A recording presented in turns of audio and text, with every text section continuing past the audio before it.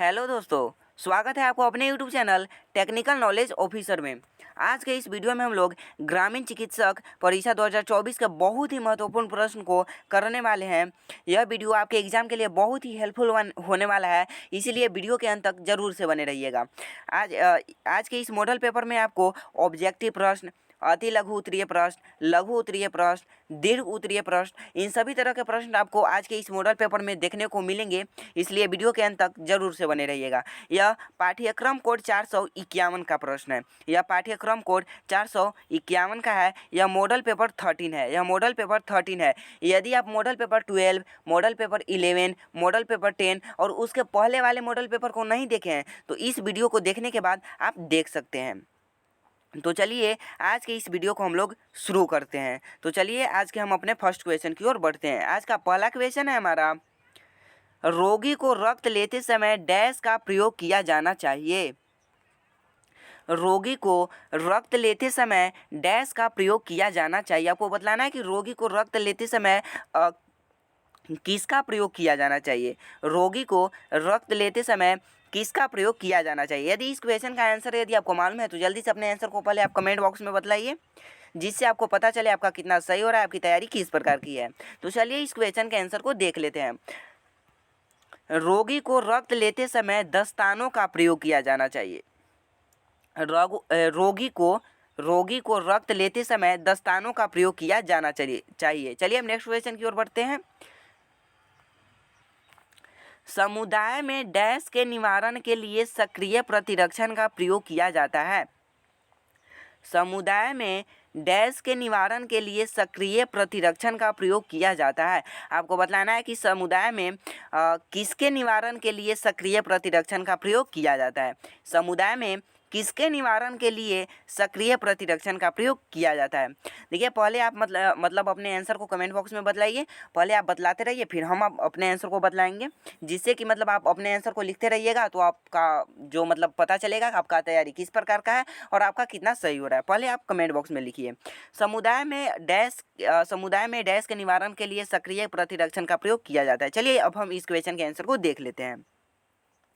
समुदाय में रोग के निवारण के लिए सक्रिय प्रतिरक्षण का प्रयोग किया जाता है। समुदाय में रोग के निवारण के लिए सक्रिय प्रतिरक्षण का प्रयोग किया जाता है। चलिए हम नेक्स्ट क्वेश्चन की ओर बढ़ते हैं। डैश को पहनकर हुकवर्म संक्रमण से बचा जा सकता है। डैश को पहनकर हुकवर्म संक्रमण से बचा जा सकता है। आपको बतलाना है कि मतलब किसको पहनकर हुकवर्म संक्रमण से बचा जा सकता है। जल्दी से अपने आंसर को कमेंट बॉक्स में बतलाइए। डैश को पहनकर हुकवर्म संक्रमण से बचा जा सकता है। चलिए इस क्वेश्चन के आंसर को देख लेते हैं हम लोग। जूतों आपका राइट आंसर हो जाएगा। जूतों को पहनकर हुकवर्म संक्रमण से बचा जा सकता है। जूतों को पहनकर हुकवर्म संक्रमण से बचा जा सकता है। चलिए अब नेक्स्ट क्वेश्चन की ओर बढ़ते हैं। अगला क्वेश्चन है हमारा, रोगी को डैश में वापस लाने के लिए पुनर्वासन सहायक होता है। रोगी को डैश में वापस लाने के लिए पुनर्वासन सहायक होता है। आपको बतलाना है कि रोगी को डैश में वापस लाने के लिए पुनर्वासन सहायक होता है। इस क्वेश्चन का आंसर यदि आपको मालूम है तो जल्दी से अपने आंसर को कमेंट बॉक्स में बतलाइए। मतलब यह क्वेश्चन पूछ रहा है कि रोगी को मतलब किस चीज़ में वापस लाने के लिए पुनर्वासन सहायक होता है। चलिए इस क्वेश्चन के आंसर को हम देख लेते हैं। रोगी को सामान्य क्रियाशीलता में वापस लाने के लिए पुनर्वासन सहायक होता है। रोगी को सामान्य क्रियाशीलता में वापस लाने के लिए पुनर्वासन सहायक होता है। चलिए हम नेक्स्ट क्वेश्चन की ओर बढ़ते हैं। शारीरिक विकृति कितने प्रकार की होती है। शारीरिक विकृति कितने प्रकार की होती है। शारीरिक विकृति कितने प्रकार की हो सकती है। क्वेश्चन पूछ रहा है शारीरिक विकृति कितने प्रकार की हो सकती है। जल्दी से अपने आंसर को कमेंट बॉक्स में बतलाइए। और हाँ, जितने भी ग्रामीण चिकित्सक हैं उन सभी के लिए खुशखबरी आया है कि उनका जो एडमिट कार्ड है, एडमिट कार्ड को लेकर आप लोग चिंतित हो रहे होंगे कि हमारा एडमिट कार्ड कब आएगा, हमारा एग्ज़ाम कब होगा। इसके लिए आप लोग चिंतित हो रहे होंगे। तो अब आपको चिंता करने की कोई ज़रूरत नहीं है, क्योंकि एनआईओएस ने नोटिफिकेशन जारी कर दिया है और आप लोगों का जो एडमिट कार्ड है, एनआईओएस ने आप लोगों का एडमिट कार्ड को जारी कर दिया है। आप लोग एडमिट कार्ड को, आप लोगों के एडमिट कार्ड को NIOS ने जारी कर दिया है, तो आप लोग मतलब साइबर कैफ़े पर जाकर अपना एडमिट कार्ड को डाउनलोड करवा सकते हैं या आप निकलवा सकते हैं, प्रिंट आउट करवा सकते हैं। इसलिए आप लोग मतलब 1-2 दिन में मतलब आप लोग निकलवा सकते हैं। आज से ही मतलब डाउनलोड होना शुरू हो गया है, NIOS ने जारी कर दिया है आप लोगों का जो एडमिट कार्ड है। और आप लोगों का जो एग्ज़ाम है वो भी संभवतः 4, 5 या 6 को, 4, 5 और 6 को होगा। तो आप लोगों का जो एडमिट कार्ड है उस पर एकदम मतलब साफ साफ लिखा रहेगा कि कब आपका एग्ज़ाम होगा। तो आप लोग अपना एडमिट कार्ड को डाउनलोड करवा सकते हैं, करवा लीजिएगा। तो चलिए इस क्वेश्चन को हम देख लेते हैं, शारीरिक विकृति कितने प्रकार की हो सकती है। चलिए इस क्वेश्चन के आंसर को देखते हैं। शारीरिक विकृति कितने प्रकार की हो सकती है, तो आपका राइट आंसर 2 होगा। शारीरिक विकृति कितने प्रकार की हो सकती है, 2 प्रकार की हो सकती है। शारीरिक विकृति 2 प्रकार की हो सकती है। चलिए हम नेक्स्ट क्वेश्चन की ओर बढ़ते हैं। रोगों के निवारण प्राथमिक, द्वितीय व डैश निवारण होते हैं। रोगों के निवारण प्राथमिक, द्वितीय व डैश निवारण होते हैं। जल्दी से अपने आंसर को कमेंट बॉक्स में बताइए। तो चलिए इस क्वेश्चन के आंसर को देख लेते हैं। रोगों के निवारण प्राथमिक, द्वितीय व तृतीयक निवारण होते हैं। रोगों के निवारण प्राथमिक, द्वितीय व तृतीयक निवारण होते हैं। चलिए हम नेक्स्ट क्वेश्चन की ओर बढ़ते हैं। अगला क्वेश्चन है हमारा चिकन पॉक्स, नहीं ये क्वेश्चन नहीं है, यहाँ पर 6 था तो 7th में अब आएंगे ना हम लोग। क्या टिटनेस के मरीज अब मिल रहे हैं? अगला क्वेश्चन है हमारा, क्या टिटनेस के मरीज अब मिल रहे हैं? क्या टिटनेस के मरीज अब मिल रहे हैं? तो आपको बतलाना है कि टिटनेस के मरीज अब नहीं के बराबर मिल रहे हैं। आपको मालूम होगा कि टिटनेस के मरीज अब नहीं के बराबर मिल रहे हैं। क्वेश्चन पूछ रहा था क्या टिटनेस के मरीज अब मिल रहे हैं, तो आपको बतला देना है टिटनेस के मरीज अब नहीं के बराबर मिले हैं। चलिए हम नेक्स्ट क्वेश्चन की ओर बढ़ते हैं। अगला क्वेश्चन है हमारा, यही क्वेश्चन है, क्या टिटनेस के मरीज अब मिल रहे हैं? तो इसका राइट आंसर हो जाएगा टिटनेस के मरीज अब नहीं के बराबर मिल रहे हैं। चलिए हम नेक्स्ट क्वेश्चन की ओर बढ़ते हैं। ऐसा कैसे संभव हो पाया है कि टिटनेस का मरीज अब नहीं के बराबर मिल रहे हैं? ऐसा कैसे संभव हो पाया है कि टिटनेस का मरीज अब नहीं के बराबर मिल रहे हैं? जल्दी से अपने आंसर को कमेंट बॉक्स में बतलाइए। ऐसा कैसे संभव हो पाया है कि टिटनेस का मरीज अब नहीं के बराबर मिल रहा है? देखिए हमारे इस चैनल पर बहुत सारे मतलब मॉडल पेपर डाला हुआ है। कुछ लोग कुछ ग्रामीण चिकित्सक लोग हैं जो बोलते हैं कि मॉडल पेपर 5 नहीं मिल रहा है, मॉडल पेपर 3 नहीं मिल रहा है। देखिए सभी मॉडल पेपर मतलब डाला हुआ है हमारे चैनल पर, सभी मॉडल पेपर डाला हुआ है। एक मॉडल पेपर 1 से ही डाला हुआ है, मॉडल पेपर 1 से कंटिन्यू एकदम डाला जा रहा है। तो आप देख सकते हैं मॉडल पेपर 1 से आप देख सकते हैं, क्योंकि इस चैनल से आपको एक मतलब बेहतरीन तैयारी कराई जा रही है। ऐसा कैसे संभव हो पाया है कि टिटनेस का मरीज अब नहीं के बराबर मिल रहा है? चलिए इस क्वेश्चन के आंसर को अब हम देख लेते हैं। टिटनेस का मरीज अब नहीं के बराबर मिल रहे हैं, ऐसा सघन टीकाकरण अभियान के कारण संभव हो पाया है।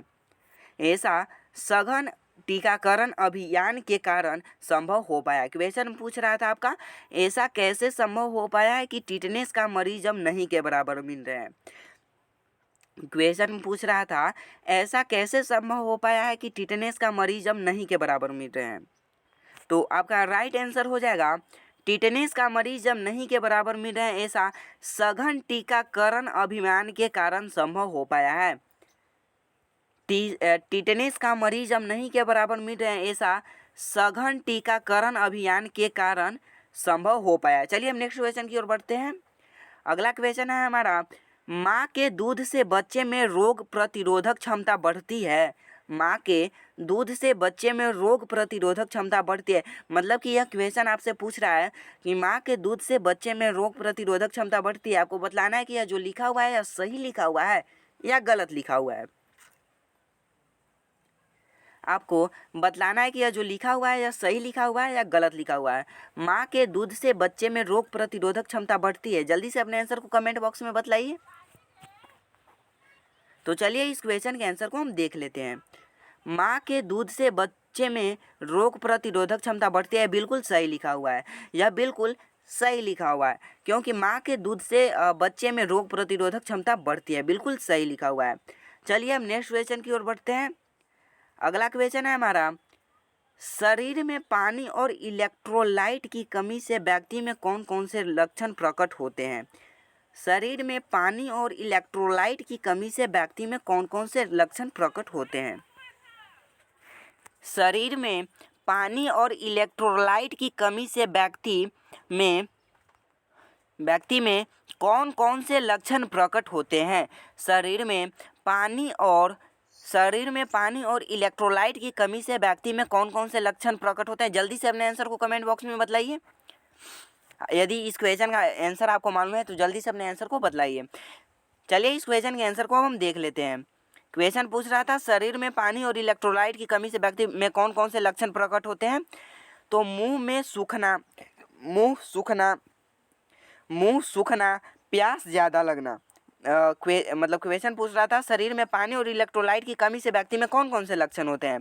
तो आपको मालूम होगा कि मुंह सूखना, प्यास ज़्यादा लगना, धड़कनों की गति का तीव्र हो जाना। मुंह सूखना, प्यास ज़्यादा लगना, मतलब एक ही बात है, मुंह सूखना या प्यास ज़्यादा लगना। धड़कनों की गति का तीव्र हो जाना, आंखें धंस जाना तथा उनमें आंसू की कमी हो जाना। बच्चों में माथे के नरम भाग में दबाव बढ़ जाता है। त्वचा के लचीलेपन में कमी आ जाती है, उनमें झुर्रियाँ दिखने लगती है। आपका राइट आंसर हो जाएगा। क्वेश्चन पूछ रहा था, एक बार फिर से देख लेते हैं हम लोग। शरीर में पानी और इलेक्ट्रोलाइट की कमी से व्यक्ति में कौन कौन से लक्षण प्रकट होते हैं? तो मुंह सूखना या प्यास ज़्यादा लगना, धड़कनों की गति का तीव्र हो जाना, आंखें धंस जाना तथा उनमें आंसू की कमी हो जाना। बच्चों में माथे के नरम भाग में दबाव बढ़ जाता है। बच्चों में पानी और इलेक्ट्रोलाइट की कमी के कारण बच्चों में माथे के नरम भाग में दबाव बढ़ जाता है। त्वचा के लचीलेपन में कमी आ जाती है, उनमें झुर्रियाँ दिखने लगती हैं। चलिए अब नेक्स्ट क्वेश्चन की ओर बढ़ते हैं। अगला क्वेश्चन है हमारा, हुकवर्म क्यों खतरनाक है? यह हमारे शरीर में कैसे प्रवेश करता है? क्वेश्चन पहले पूछ रहा था यहाँ पर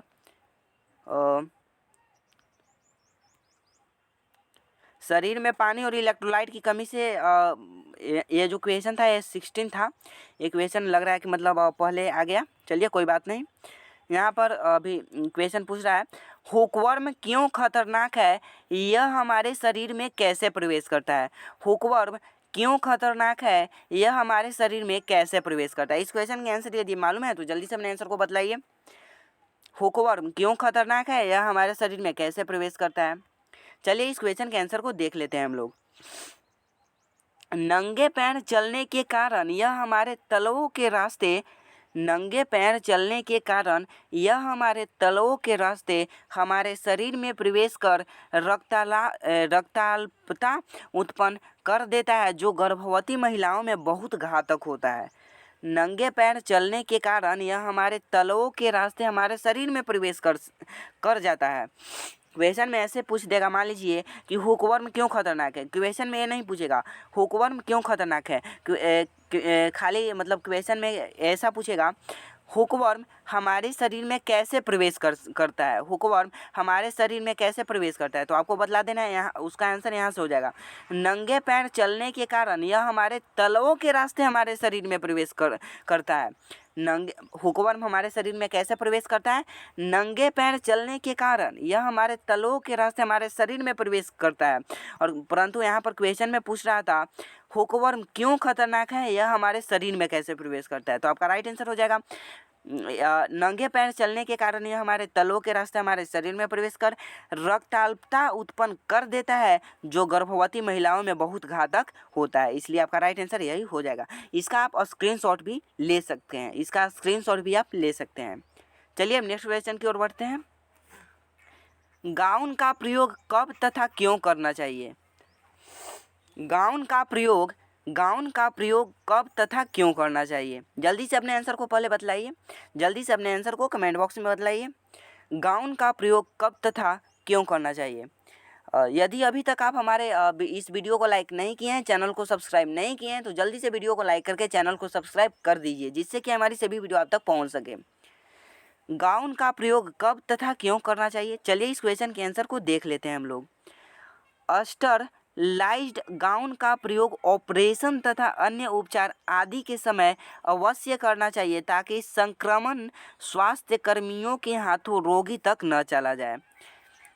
क्वेश्चन पूछ रहा था गाउन का प्रयोग कब तथा क्यों करना चाहिए, तो आपका राइट आंसर हो जाएगा स्टरलाइज्ड गाउन का प्रयोग ऑपरेशन तथा अन्य उपचार आदि के समय अवश्य करना चाहिए ताकि संक्रमण स्वास्थ्य कर्मियों के हाथों रोगी तक न चला जाए। स्टरलाइज्ड गाउन का प्रयोग ऑपरेशन तथा अन्य उपचार आदि के समय अवश्य करना चाहिए। स्टरलाइज्ड गाउन का प्रयोग कब करना चाहिए, तो आपका राइट आंसर हो जाएगा ऑपरेशन तथा अन्य उपचार आदि के समय करना चाहिए। और क्यों करना चाहिए, तो संक्रमण स्वास्थ्य कर्मियों के हाथ ताकि संक्रमण स्वास्थ्य कर्मियों के हाथों रोगी तक न चला जाए, इसीलिए स्टरलाइज्ड गाउन का प्रयोग करना चाहिए। चलिए हम नेक्स्ट क्वेश्चन की ओर बढ़ते हैं। हवा के द्वारा फैलने वाले किन्हीं 4 संक्रामक रोग का नाम लिखें। हवा के द्वारा फैलने वाले किन्हीं 4 संक्रामक रोग का नाम लिखें। हवा के द्वारा फैलने वाले किन्हीं 4 संक्रामक रोग का आपको नाम लिखना है। जल्दी से अपने आंसर को कमेंट बॉक्स में बतलाइए। कमेंट बॉक्स में जल्दी से अपने आंसर को लिखिए। हवा के द्वारा फैलने वाले किन्हीं 4 संक्रामक रोग का आपको नाम लिखना है। जल्दी से आंसर को लिखिए। तो चलिए इस क्वेश्चन के आंसर को देख लेते हैं हम लोग। क्वेश्चन पूछ रहा था हवा के द्वारा फैलने वाले किन्हीं 4 संक्रामक रोग का नाम लिखें। हवा के द्वारा फैलने वाले रोग हैं टीबी। देखिए टीबी को तपेदिक रोग भी कहते हैं हम लोग। टीबी को तपेदिक रोग भी कहते हैं। जो टीबी है वह हवा के द्वारा फैलने वाला रोग है। खसरा भी हवा के द्वारा फैलने वाला रोग है। सर्दी जुकाम भी खसरा के द्वारा फैलने वाला है। डिप्थीरिया भी किसके द्वारा फैलने वाला है, हवा के द्वारा फैलने वाला है। हवा के द्वारा फैलने वाले किन्हीं 4 संक्रामक रोग का नाम लिखें, तो आपका राइट आंसर हो जाएगा टीबी, खसरा, सर्दी जुकाम, डिप्थीरिया। टीबी को हम लोग तपेदिक भी कहते हैं। टीबी, खसरा, सर्दी जुकाम, डिप्थीरिया आपका राइट आंसर हो जाएगा। चलिए हम नेक्स्ट क्वेश्चन की ओर बढ़ते हैं।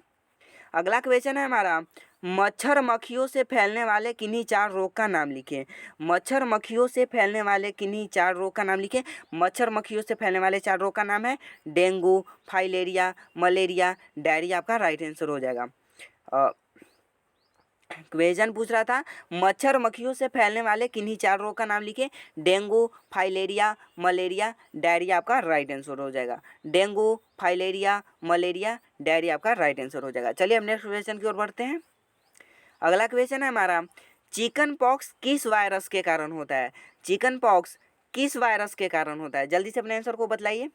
चिकन पॉक्स किस वायरस के कारण होता है। चिकन पॉक्स किस वायरस के कारण होता है। चलिए इस क्वेश्चन के आंसर को देख लेते हैं। चिकन पॉक्स जो है वह बैरिसेला जोस्टर वायरस के कारण होता है। चिकन पॉक्स बैरिसेला जोस्टर नामक वायरस के कारण होता है। चिकन पॉक्स किस वायरस के कारण होता है, बैरिसेला जोस्टर नामक वायरस के कारण होता है। चिकन पॉक्स बैरिसेला जोस्टर नामक वायरस के कारण होता है, इसलिए आपका राइट आंसर बैरिसेला जोस्टर सही हो जाएगा। चलिए हम नेक्स्ट क्वेश्चन की ओर बढ़ते हैं। अगला क्वेश्चन है हमारा चिकन पॉक्स को लोग गांव में किस नाम से जानते हैं। चिकन पॉक्स को लोग गांव में किस नाम से जानते हैं, जल्दी से अपने आंसर को बतलाइए कमेंट बॉक्स में। चिकन पॉक्स को लोग गांव में किस नाम से जानते हैं। चिकन पॉक्स को लोग गांव में किस नाम से जानते हैं। चलिए इस क्वेश्चन के आंसर को देख लेते हैं अब हम लोग। चिकन पॉक्स को लोग गांव में चेचक के नाम से जानते हैं। चिकन पॉक्स को लोग गांव में किस नाम से जानते हैं, चेचक के नाम से जानते हैं। चिकन पॉक्स को लोग गांव में चेचक के नाम से जानते हैं। चेचक के नाम से जानते हैं। इसके बारे में आपको एक मतलब पॉइंट दिया हुआ है, इसको आपको देख लेना है। गांव में अक्सर लोग इसे चेचक के नाम से जानते हैं। किसे, चिकन पॉक्स को। गांव में लोग चिकन पॉक्स को चेचक कहते हैं। गांव में अक्सर लोग इसे चेचक कहते हैं, जो सही नहीं है। चेचक स्मॉल पॉक्स को कहते हैं, जिसे 1971 में ही पूरी दुनिया से खदेड़कर भगा दिया गया है। गांव में अक्सर लोग इसे चेचक कहते हैं, जो सही नहीं है। चेचक को चेचक स्मॉल पॉक्स को कहते हैं, जिसे 1971 में ही पूरी दुनिया से खदेड़ कर भगा दिया गया है। क्वेश्चन पूछ रहा था चेचक पॉक्स को लोग गांव में किस नाम से जानते हैं, तो क्वेश्चन पूछ रहा था चिकन पॉक्स को लोग गांव में किस नाम से जानते हैं, तो चिकन पॉक्स को लोग गांव में चेचक के नाम से जानते हैं, जो कि सही नहीं है। चिकन पॉक्स को लोग गांव में चेचक के नाम से जानते हैं, जो सही नहीं है। गांव में अक्सर लोग इसे चेचक कहते हैं, जो सही नहीं है। चेचक यानी कि स्मॉल पॉक्स, चेचक को इंग्लिश में हम लोग स्मॉल पॉक्स कहते हैं, जिसे 1971 में ही पूरी दुनिया से खदेड़ कर भगा दिया गया है, जिसे 1971 में ही पूरी दुनिया से खदेड़ कर भगा दिया गया है। चलिए अब नेक्स्ट क्वेश्चन की ओर बढ़ते हैं। पोलियो के उपचार के बारे में वर्णन करें। पोलियो के उपचार के बारे में वर्णन करें। पोलियो के उपचार के बारे में आपको वर्णन करना है, तो चलिए इस क्वेश्चन के देख लेते हैं आंसर को हम लोग। पोलियो के उपचार के बारे में वर्णन करते हैं। प्रभावित बच्चे को तुरंत अस्पताल में भर्ती करा के पृथक वार्ड में उपचार कर देना चाहिए। क्वेश्चन पूछ रहा था पोलियो के उपचार के बारे में वर्णन करें। पोलियो के उपचार के बारे में आपको वर्णन करना था, तो इसलिए आपका आंसर हो जाएगा प्रभावित बच्चे को तुरंत अस्पताल में भर्ती करा के पृथक वार्ड में उपचार कर देना चाहिए। प्रभावित हिस्से को फिजियोथेरापी द्वारा कुछ हद तक सुधारा जा सकता है। प्रभावित हिस्से मतलब कि क्वेश्चन में ऐसे भी पूछ सकता है कि किससे प्रभावित किस चीज़ से प्रभावित हिस्से को फिजियोथेरापी द्वारा कुछ हद तक सुधारा जा सकता है। पोलियो से प्रभावित हिस्से को फिजियोथेरापी द्वारा कुछ हद तक सुधारा जा सकता है। प्रभावित हिस्से को क्वेश्चन पूछ रहा था पोलियो के उपचार के बारे में वर्णन करना था, तो प्रभावित बच्चे को तुरंत अस्पताल में भर्ती करा के पृथक वार्ड में उपचार कर देना चाहिए। प्रभावित हिस्से को फिजियोथेरापी द्वारा कुछ हद तक सुधारा जा सकता है। आपका थर्ड पॉइंट हो जाएगा विकृत हो गए अंगों को पोलियो करेक्शन सर्जरी के द्वारा कुछ हद तक मरीज के अनुकूल बनाया जा सकता है। अब जो आपका पोलियो के बारे में करना था वर्णन, पोलियो के उपचार के बारे में आपको वर्णन करना था, तो इसको हम पॉइंट वाइज लाए थे। आपका पहला पॉइंट हो जाएगा प्रभावित बच्चे को तुरंत अस्पताल में भर्ती करा के पृथक वार्ड में उपचार कर देना चाहिए। सेकंड पॉइंट हो जाएगा आपका प्रभावित हिस्से को फिजियोथेरापी द्वारा कुछ हद तक सुधारा जा सकता है। थर्ड पॉइंट हो जाएगा आपका विकृत हो गए अंगों को पोलियो करेक्शन सर्जरी के द्वारा कुछ हद तक मरीज के अनुकूल बनाया जा सकता है। चलिए अब नेक्स्ट क्वेश्चन की ओर बढ़ते हैं। रेबीज के किन्हीं 5 लक्षण के बारे में वर्णन करें। रेबीज के किन्हीं 5 लक्षण के बारे में वर्णन करें। रेबीज के किन्हीं 5 लक्षण के बारे में आपको वर्णन करना है, तो चलिए वर्णन करते हैं हम लोग। आरंभ में सिर दर्द तथा बदन दर्द होती है। यह जो है आरंभ में क्वेश्चन पूछ रहा था रेबीज के किन्हीं 5 लक्षण के बारे में वर्णन करें, तो आपका पहला हो जाएगा आरंभ में सिर दर्द तथा बदन दर्द होती है। फिर बुखार आ सकता है। थर्ड पॉइंट हो जाएगा आपका पानी न पी पाना। बाद में मांसपेशियों के संकुचन के कारण कोई भी तरल पदार्थ न ले पाना। फोर्थ पॉइंट हो जाएगा आपका मरीज की आवाज़ बदल जाती है। फिफ्थ पॉइंट हो जाएगा आपका मुंह से ज़्यादा मात्रा में लार टपकने लगता है। क्वेश्चन पूछ रहा था, एक बार फिर से देख लेते हैं हम लोग। इसका आप स्क्रीनशॉट भी ले सकते हैं।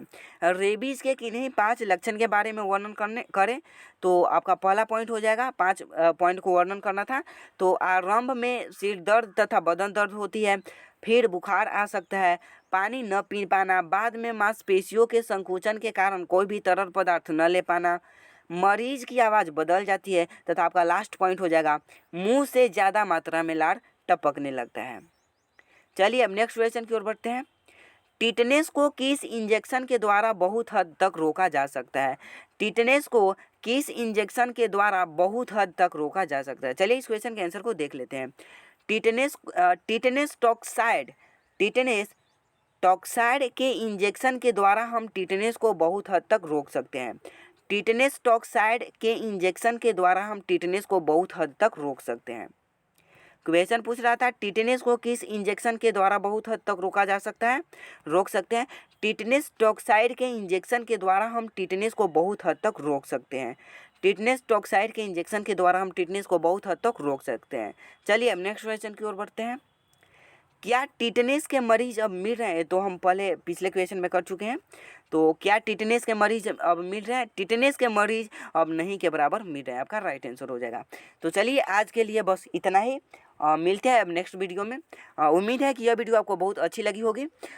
यदि यह वीडियो आपको अच्छी लगी हो तो वीडियो को लाइक कर दीजिए, और यदि आप हमारे चैनल से नए जुड़े होंगे तो चैनल को भी सब्सक्राइब कर लीजिएगा। तो चलिए तब तक के लिए बाय, मिलते हैं नेक्स्ट वीडियो में।